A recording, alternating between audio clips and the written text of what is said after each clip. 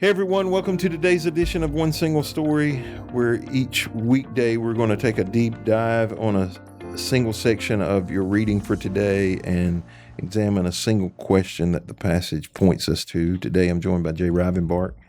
We're looking at a passage from Matthew 5, a very familiar passage, which we call the Beatitudes. And this is kind of the beginning of the Sermon on the Mount. And it says, beginning in verse 3, God blesses those who are poor and realize their need for Him, for the kingdom of heaven is theirs. God blesses those who mourn, for they will be comforted. God blesses those who are humble, for they will inherit the whole earth. God blesses those who hunger and thirst for justice, for they will be satisfied. God blesses those who are merciful, for they will be shown mercy. God blesses those whose hearts are pure, for they will see God. God blesses those who work for peace, for they will be called the children of God. God blesses those who are persecuted for doing right, for the kingdom of heaven is theirs. God blesses you when people mock you and persecute you and lie about you and say all sorts of evil things against you because you are my followers. Be happy about it. Be very glad, for a great reward awaits you in heaven. And remember, the ancient prophets were persecuted in the same way. So the word Beatitudes means blessed. And so the modern translations would say God blesses. We would say blessed are those or blessed are those. It comes from a Latin word. The beatitude, the word beatitude comes from a Latin word which means blessed. Otherwise, they're called macarisms, which comes from the Greek word makarios or makarios, which means blessed. The form here is very much like the Psalms and the wisdom literature, whether it's Ecclesiastes or Proverbs, very short. If you do this, then this happens. Luke gives us, I think, 4, if I recall right, of what we would call Beatitudes. And the way he describes it is, if you're a disciple, you will do these things. So a disciple is this. Matthew seems to point to what we should be. You should be doing this. And if you do this, then you will receive this blessing. And there are some controversial conversations, I guess, we could have around this blessed life conversation. There are people who, take some pot shots at preachers that they would call prosperity preachers or word of faith preachers. But Jesus begins his very first sermon saying, you're blessed if you do X. Why would Jesus want us to know what God blesses or what a blessed life looks like? Why is that important to him? Well, I think for his audience of that day, as well as for us, there are a lot of common threads of what we experience in life.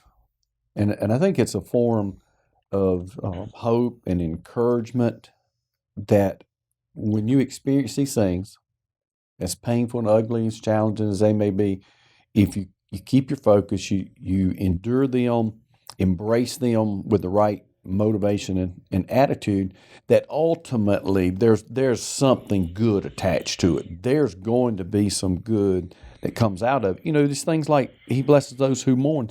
Nobody wants to mourn. Nobody wants to be in a situation, whether you're broken financially or in a marriage relationship or you suffer loss of somebody you love and care about. But ultimately, there is good to come out of that. And so I think one of the things he's saying is, these things are going to happen. They're part of the human experience. But in me, there is something good attached on the backside of it. And so it helps us to press on and press forward. This mentality of a blessed life, when you go down this list, you're like, so if that's what blessing looks like, I'm not so sure I want to buy in all of it.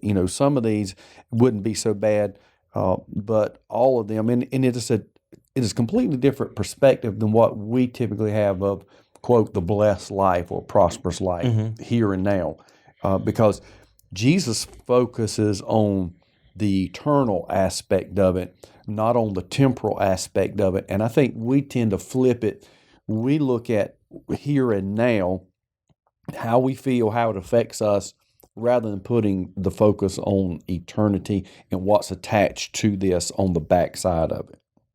Yeah, I think when we think of blessing, it is houses, cars, money, retirement, vacations. And I don't want to say that that's irrelevant, because some of these things may bring some of those things to pass. But he verse 12, he says, be happy about it, be very glad, for a great reward awaits you in heaven. He is telling us that ultimately That's right. the reward is eternal. It's not necessarily immediate. Yeah. You may not see it right now, because even some of them are clearly eternal. You know, verse 5, those who are humble will inherit the whole earth. That is an eternal promise. Not, That's I mean, right. we're not going to You're not gonna inherit get it it right now. now. There's no context in Scripture that says, okay, you can be humble enough that you're going to be. Yeah. What are you going to be? The Antichrist? Yeah. You know, you're not going to take it over. You will inherit it at some point.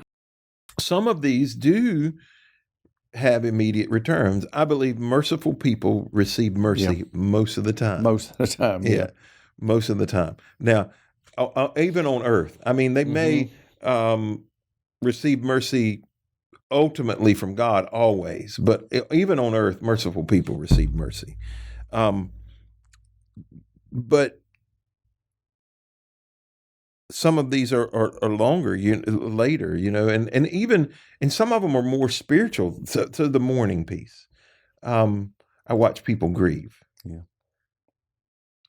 I see some people who are able to do it well, and I see people who are not. You know, are you he says here, they will be comforted. You're not going to be comforted against your will, Right. you know. True. Meaning, you know, if you're mourning and you just want attention from people, and you want to create drama, because I know people who create situations just so that they can get comfort from people. I don't think that's what he's talking about here.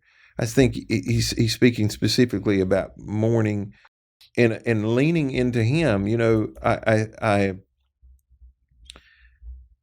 recently in a sermon, I said, you know, so my parents are getting older. My dad's 80.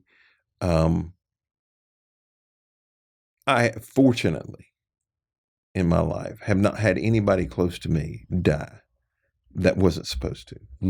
Right? You know, I mean, my dad's 80. My mom's soon be 78. That's north of life expectancy for both of them. I expect them to die. And I don't mean that ugly. Yeah. They expect to die, Yeah. you know? So I have not had that tragic moment of mourning. I don't mean that I won't mourn when they die, but I would much rather them have a new life in heaven than to suffer here on this earth. Yeah.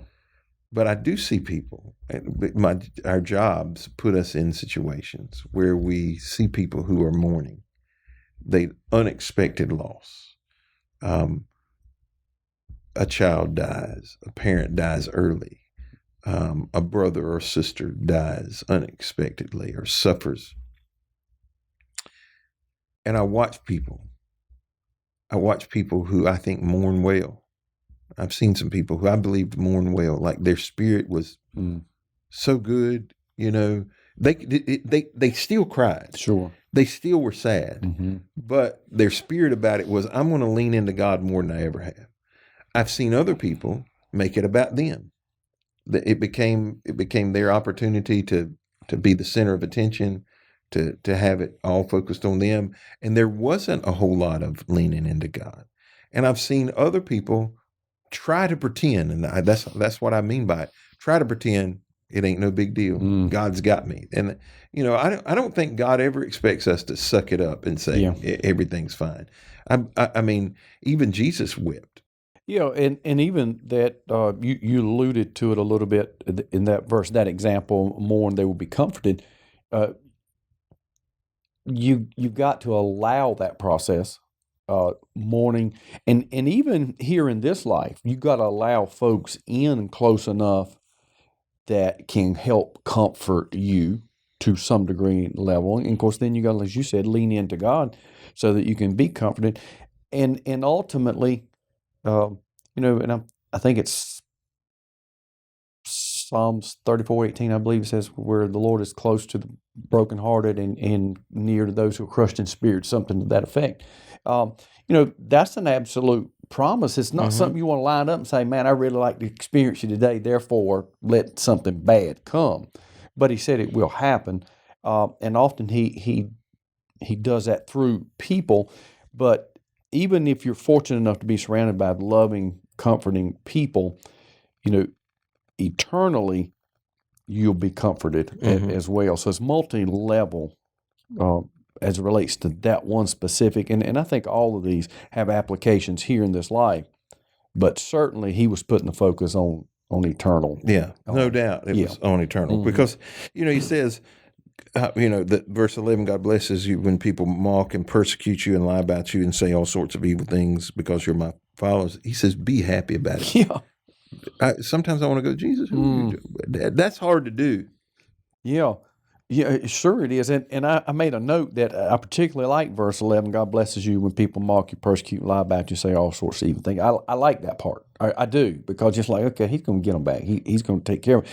But then I highlighted the part that said, because you are my followers, meaning you're getting grief and heat because you're doing the right thing for the right reason. If you are getting heat because you're doing That's what I'm saying, rather than just because I'm being stupid or not following through or not living as I should. Or being bitter or angry. That's right. And I'm taking it on the chin because of that, then it doesn't even apply to this. That's right. This teaching. Yeah.